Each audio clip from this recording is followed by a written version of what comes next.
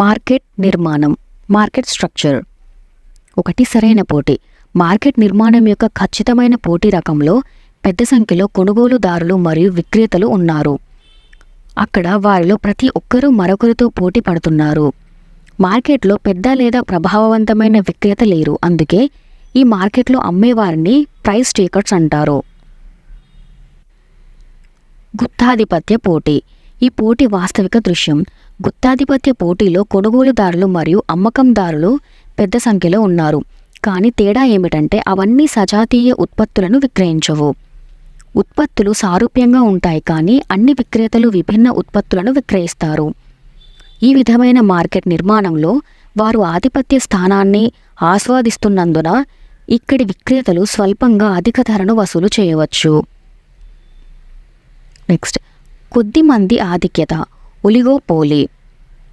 Oligopoly నిర్మాణంలో మార్కెట్లో కొన్ని సంస్థలు ఉన్నాయి.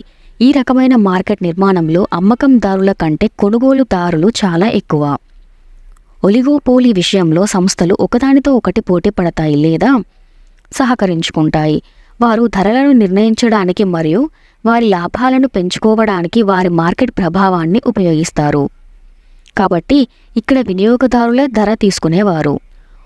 ఒలిగోపోలీలో మార్కెట్లోకి ప్రవేశించడానికి వివిధ అడ్డంకులు ఉన్నాయి మరియు కొత్త సంస్థలు ఈ రకమైన మార్కెట్ నిర్మాణంలో తమ స్థావరాన్ని ఏర్పరచుకోవడం కష్టం.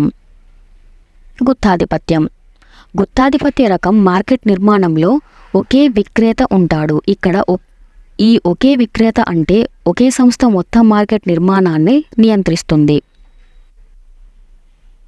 ఇది తన ఆధిపత్యంలో ఉన్న మార్కెట్ శక్తిని కలిగి ఉన్నందున అది తన కోరికల యొక్క ఏదైనా నిర్ణీత ధరను సెట్ చేయగలదు.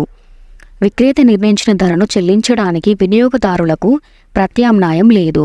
గుత్తాధిపత్యం మార్కెట్ నిర్మాణం యొక్క అత్యంత అవాంఛనీయ రూపం.